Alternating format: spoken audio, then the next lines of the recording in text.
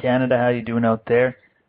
Thank you for checking out Rouge Radio once again, the CFL edition of Rouge Radio. I, of course, am your host, Tyler Bieber. Apologize for you live listeners for a little bit of tardiness tonight. If you're listening to the podcast, you wouldn't know that, though. By the way, we do have a podcast, rougeradio.com. You can check it out on there. Many other ways to listen to Rouge Radio, no matter where you are. If you're not at your computer, pull out that little smartphone that you have, your iPhone, your Android, whatever it may be. YouTube, we post audio to there every week as well. Basically what I'm saying is you have no excuse to not listen to Rouge Radio. So, last week we were talking about Ottawa, the RedBlacks. They're back. How good is it to have Ottawa back in the Canadian Football League? I tell you. It's great to have 9 teams back in the CFL, and hopefully down the road somewhere we're going to have 10, 11, maybe even 12 one day. I think the ideal situation for a CFL might be 12, 6 in each division. We'll see what happens. I think that's a little bit down the road yet. But currently, of course, Ottawa back. The expansion draft is on Monday, December 16th. It will be broadcasted live on, I believe it's CFL.ca. And they'll have all 3 rounds on Monday as the Ottawa RedBlacks draft 24 players from the current 8 other existing CFL teams, and their roster starts to form. And that is exciting.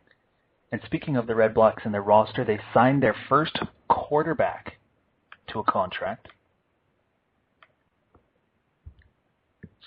So at least to build around, perhaps, potentially, of course, they have the opportunity to draft 2 other quarterbacks in the expansion draft. But the guy they signed, San Jose State Spartans in the NCAA, Matt Faulkner, 6'2", 210 pounds, from Texas, in his senior season with the San Jose State Spartans. He completed 274 passes on 422 attempts. 64.9% passer rating, 3,149 yards passing.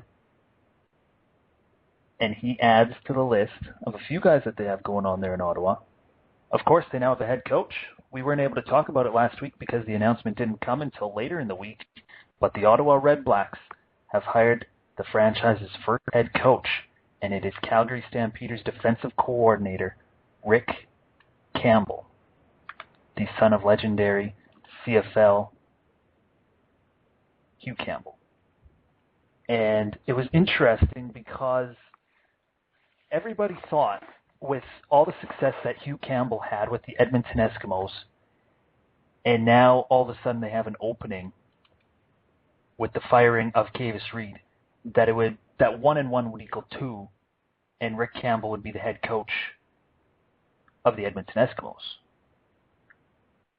On that way, obviously, as the Edmonton Eskimos hired Chris Jones, the defensive coordinator of the Toronto Argonauts, to be their coach. And of course, that paved the way for Rick Campbell to Ottawa. There was Paul LaPolice, Marcel Belfay, guys who might fit in a little bit more with that Ottawa program, but no, it's Rick Campbell. 15 years experience coaching in the Canadian Football League, had 3 great years with the Calgary Stampeders on defense. And he did start his coaching career with the Edmonton Eskimos in 1999, won a couple great games with them there. He's also been with Winnipeg, Calgary. He was a coach at the University of Oregon for a little while as well. So he's been around. And here's the interesting thing. He was the defensive coordinator for the Calgary Stampeders. Actually started with the team as a running backs coach in 2010. Prior to that, he was a special teams coordinator with the Winnipeg Blue Bombers, and then after Calgary, he left to go back to Edmonton, where he was also a special teams coordinator. So you're talking about a guy in Rick Campbell that has experience coaching on all 3 sides of the football, and of course that's obviously the offense, the defense, and special teams. So right away you look at it and you think, well, he's got a pretty good grasp of what to do on offense, on defense, and special teams. He's been around for a while, 15 years. He knows what it takes to win, having won Grey Cups with the Edmonton Eskimos. And you look at the hire and you think, yeah, this could work out for the Ottawa RedBlacks. This could be the I need to get that program off to a good start. You know, he's going to be able to breathe fire into that Ottawa RedBlacks roster and get them to play Rick Campbell football. And so it'll be interesting to see with three defensive guys. We'll call Rick Campbell a defensive guy just because that was his last job with the Calgary Stampeders, even though he does, of course, have the experience elsewhere. And we're going to call Mike O'Shea a defensive guy just, of course, because he had 16 years experience as a linebacker in the CFL, even though he was the special teams coordinator with the Toronto Argonauts. And then we have Chris Jones, who was the defensive coordinator of the Toronto Argonauts. And so you have three defensive guys getting the first shot as a head coach in the Canadian Football League. And it's especially interesting to me because you look at the recent success and the teams who have won the Grey Cup, and you look at their head coaches. Now, obviously, players have a lot more to do with the success of winning a football game along with coaches.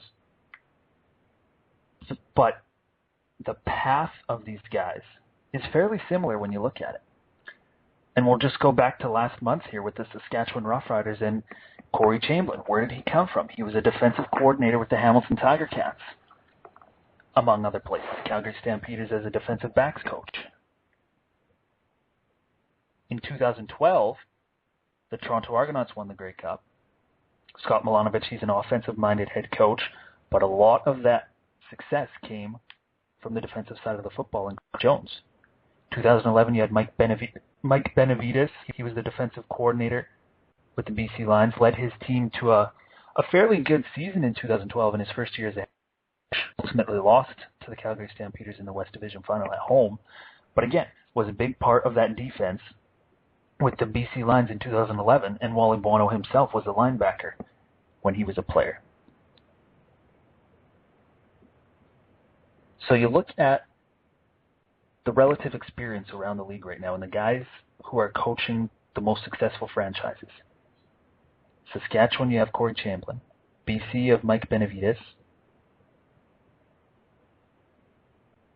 Calgary, you have John Hufnagel. He is an offensive coach. A little bit older. Over in Hamilton, you have another very experienced head coach in Kent Austin, another offensive guy. Toronto, of course, Scott Milanovic, a younger fella, and we talked about his offensive experience. Montreal, we're not quite sure where they're going yet. And Winnipeg, coming off of Tim Burke and switching it up to Mike O'Shea. So you look at it, and we've talked about the culture before, and my belief that teams are going to go younger just because these guys can inspire their players to play harder.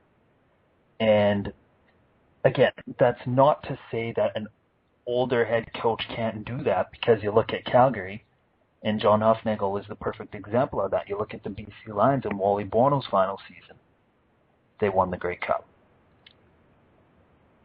You know?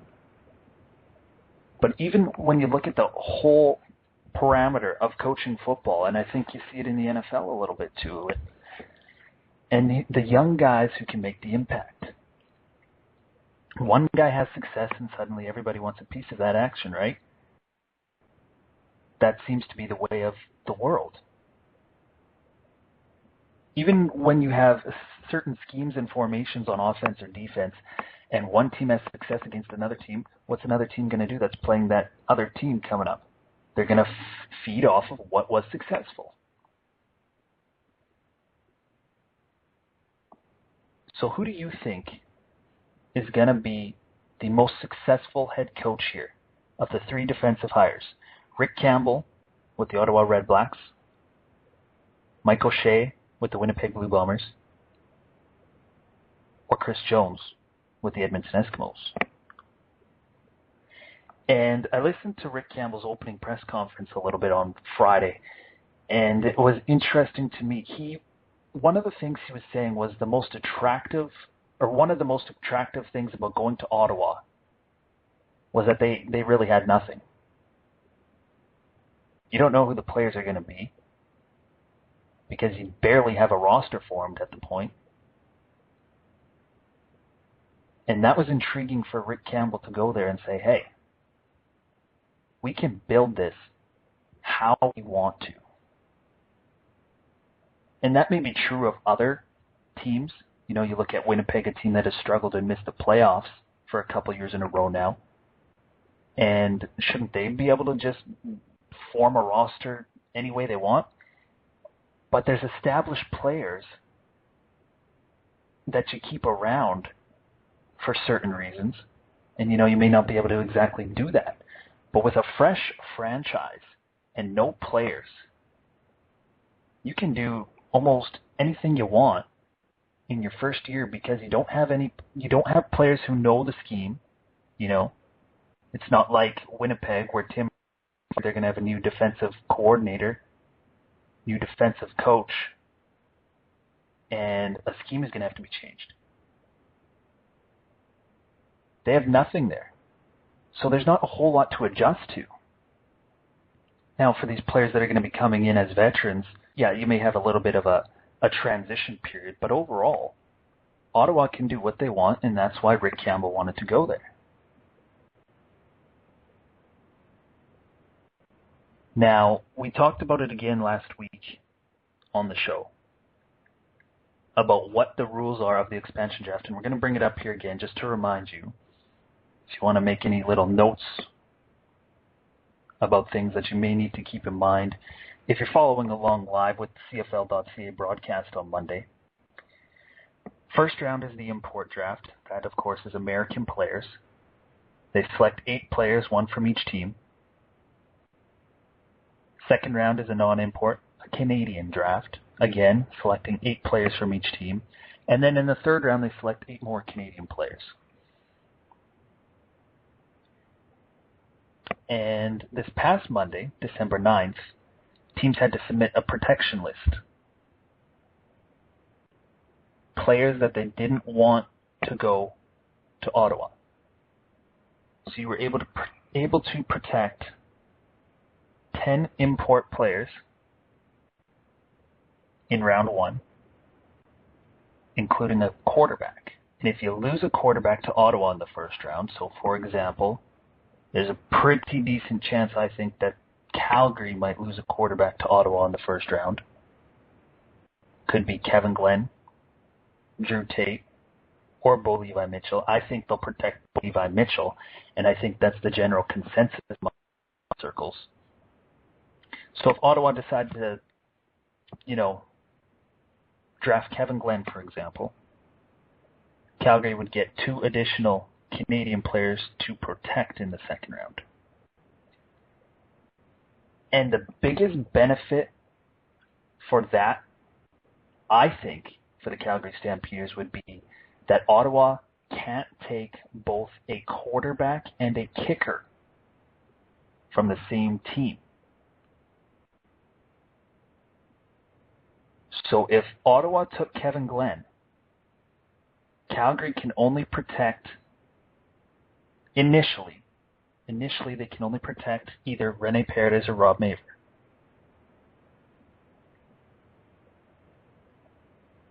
And so if they took Kevin Glenn, they wouldn't lose either. If they didn't take Kevin Glenn or Drew Tate, they could lose Rob Maver, they could lose Rene Paredes, whoever they would happen to protect, or not protect, rather. So that's the interesting part for Calgary for me. Now, in the second round, you can protect, that's when the kickers get protected unless it's an American kicker, like, say, the Saskatchewan Roughriders and their punter, Ricky Schmidt. They would have to protect him in the first round. Now he's a free agent, so I don't think you would. But we're just going through the rules here. So if you lose the Canadian kicker to Ottawa, get to protect another 2 non-import Canadian players in round 3.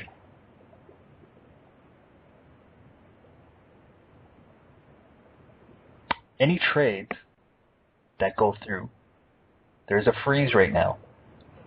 But trades can be made, but they have to directly involve the Ottawa RedBlacks franchise. We haven't seen that yet. I'm not sure we are going to see that yet. It's because, for various reasons, free agents, for instance, you have quarterback Zach Collaros with the Toronto Argonauts. He's a free agent. Almost makes sense that he's going to be going to the Winnipeg Blue Bombers with Mike O'Shea there now. But no trades as of yet with the Ottawa RedBlacks. And we talked about this as well last week, and the free agent lists. Do you protect a free agent, or do you not protect a free agent? And also mentioned that Corey Sheets, he was asked what would happen if Ottawa drafted him. And he simply said, I'm not going to talk to him.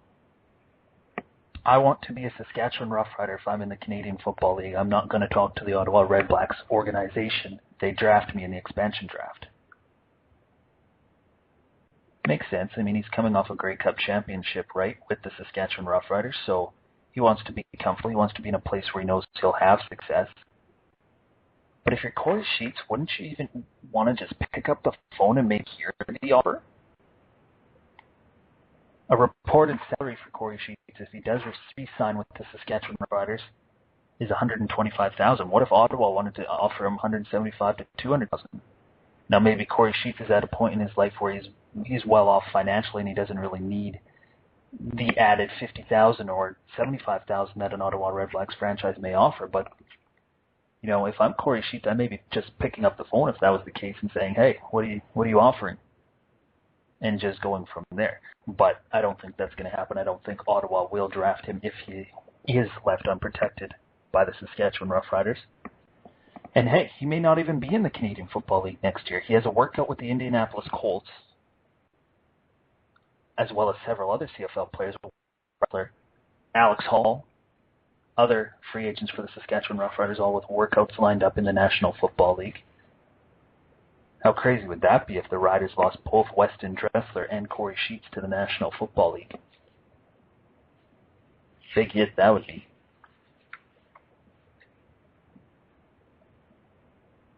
So,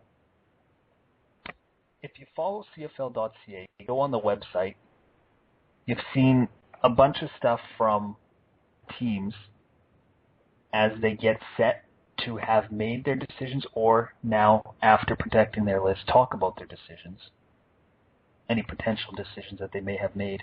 It's quite interesting. They have Jim Barker was on there today. Great piece by Don Landry, so you should definitely check that one out. Pat Steinberg talks about the quarterbacks being protected in the Calgary Stampeders. He thinks it's going to be Bo Levi Mitchell. Again, seems to be the general consensus. You have Bob Irving, he's talking about quarterbacks too. The legendary Winnipeg Blue Bombers broadcaster talking about who the Winnipeg Blue Bombers should protect, Max Hall, Justin Goltz, or Jason Boltis. I, again, think it'll be Max Hall, and I think that seems to be the general consensus. I'm not sure you protect Justin Goltz or Jason Boltis just based on the fact that down the stretch, Max Hall looked pretty decently playing quarterback for that Winnipeg Blue Bombers franchise. And for a guy that, seemed to struggle a little bit when he started to come in, and to turn it around in the fashion that Max Hall did, and we talked about it before, I would consider giving him a shot to start at quarterback next season. And that may not be an overly popular opinion in the province of Manitoba or in the city of Winnipeg. But if I'm Kyle Walters, Mike O'Shea, I'm looking at Max Hall. And if things don't work out with Zach Collaros or whoever they may be considering with the fallout of the expansion draft or free agency, Max Hall's not looking too bad. CFL.ca also has their individual team writers mock protection lists. It's pretty interesting stuff, so definitely check that out. Other thing to take care of, John Cornish the winner of the 2013 Lou Marsh Award as Canada's top athlete. Incredible award for John Cornish. And he joins Russ Jackson and Joe Kroll as just the third player out of the Canadian Football League to win the Lou Marsh Award. He, of course, was the most outstanding player as well as the most outstanding Canadian throughout the entire 2013 CFL season. Just a tremendous year for John Cornish, and a true barrier broken, I think, at a position that has traditionally been dominated by American players. And that, of course, is the running back position in the CFL. A couple of years ago, a Canadian winning the Most Outstanding Player award would be unfathomable. You just wouldn't think about it. It's like now, you don't even think about a Canadian taking over the quarterback spot and having a huge ton of success. It just wasn't the thinking back then, a couple of years ago, 3, 4, 5 years ago. John Cornish has success. Andrew Harris is having success with the BC Lions. And now it could be a way for these younger Canadian players to get that next step into the CFL. It's like in the old days, you had the first African-American player to play in the National Hockey League or, play on an NBA team at a college that traditionally wouldn't accept players of that ethnicity. Somebody had to do it first. It could be a guy like John Cornish to get the ball rolling. Of course, other players have done that. You think of Normie Kwong. But now, with the sustained success, it could be a way to get more of these young running backs into the spotlight. And eventually, although it's a different position, maybe help a Canadian quarterback break the barrier and become a week-to-week starter in the Canadian Football League. And I think as the CFL gets more exposure, more popular, and the fallout of that is a more popular and more exposed CIS football game,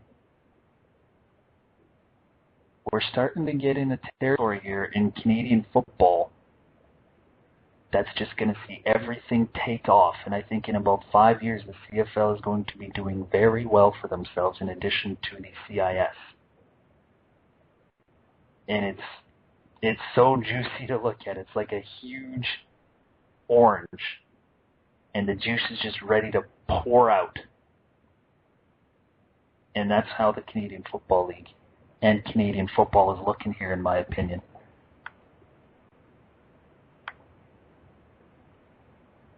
Other things going on in the Canadian Football League. Tom Higgins stepped down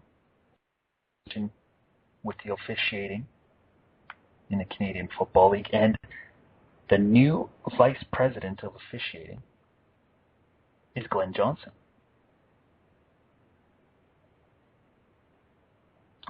And he has been, I think, one of the most consistent officials over his 24-year career. He will no longer be an official, of course, taking this new role. He has retired from that. Officiated in 416 games and 11 Grey Cups. And the release from the CFL says here he has refereed some of our game's most storied finals. Grey Cup finals, obviously. Notably, 1995 when a U.S.-based team won the Cup. That was the Baltimore Stallions.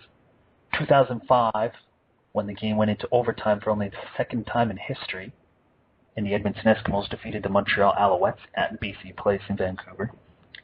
And the 100th Grey Cup in 2012 and in Toronto. So it'll be interesting to see how the officiating does with Glenn Johnson taking a seat there. Commissioner Mark Cohan, while Glenn's talents as an on-field official will sorely be missed, we're absolutely thrilled he has agreed to take on this tremendously important role within the league office. His officiating experience, expertise, pedigree, professionalism, and passion for our game are truly second to none. His leadership abilities have been proven throughout his career in the boardroom as well as on the football field, and he is perfectly qualified to direct and develop our strong team of CFL officials. I'm not so sure a ton of you would agree on that strong team line, but of course, not going to say anything different as the commissioner of the Football League. I think there's a ton of room for the CFL to improve upon their officiating. And I don't really like to rag on the officials because their job is tough. It truly is tough, and sometimes it may not seem like it, running up and down sidelines just watching a game of football. But you really have to think about it, and the live speed of a defensive end or a linebacker flying at a quarterback and having to judge when they leave their feet, if a player's hit in the head, that type of thing, or if it's pass interference situation, did a guy get his jersey tugged? Sometimes your view may be blocked. These guys do a pretty good job for how difficult refereeing actually is. But I still think there's room for improvement. I mean, I'm not blind to that. I think the consistency in some calls made in between each of the 72, now 80, or 81 rather, games in the Canadian Football League regular season as well as the playoffs could certainly use improvement. Pass interference for one. Not sure players really knew what pass interference was for a large part of the season. The CFL is in a tremendous place right now, and it's just really the little things. And, you may not agree that officiating is a little thing. But when you look at how far the CFL has come from years ago when not even every single game was broadcasted on television, I think officiating is a little bit of a minor thing right now. The game is at its all-time high in terms of popularity. People love the Canadian Football League. Americans love the Canadian Football League because of how entertaining it is. And that's not to say the National Football League isn't entertaining, because I watch Sunday and Monday as well as Thursdays, and I love the National Football League. I love football, period. But even Americans are starting to look up at the CFL and say, look at that, that's pretty entertaining. Seeing games go 37-34, down to the wire, the factor of the Rouge coming into play, how you can win a game by missing a field goal while it may not exactly be right. It's pretty entertaining and riveting stuff.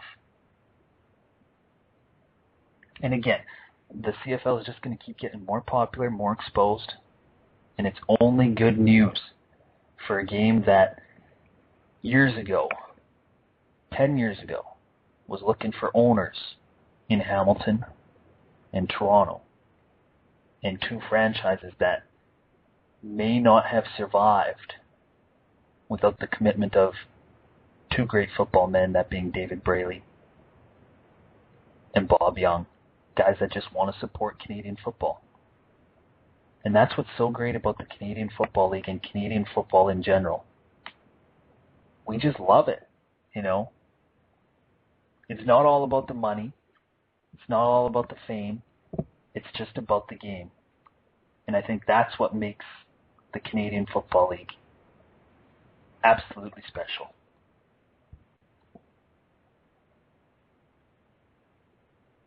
So, don't forget, upcoming on Monday, it is the Ottawa RedBlacks expansion draft. It's going to be fantastic. Again, be sure to check that out. CFL.ca. I believe the draft starts at 10 a.m. Central Time. That would be 11 a.m. East. 9 a.m. for those of you in the Mountain Time Zone. And of course, on the left coast, we can't forget about you, 8 a.m. Who is Ottawa going to draft? How is their depth chart going to start to shape after the expansion draft? And then in February, free agency. Where's Zach Collaros going? What are the Winnipeg Blue Bombers going to do? It's going to be great. Fantastic offseason, just about to start heating up. Be sure to stay tuned here on Rouge Radio as we take you through every week the goings-on of the Canadian Football League. My name is Tyler Beaver, the host of the CFL portion here on Rouge Radio. Thank you so much for joining me once again. We'll see you next Wednesday when we break down who the Ottawa RedBlacks drafted in the expansion draft and how they look coming out of it with GM Marcel Desjardins, head coach Rick Campbell, and the others involved in the football operations department of the Ottawa RedBlacks. You have yourself a fine evening, Canada. We'll talk to you next Wednesday.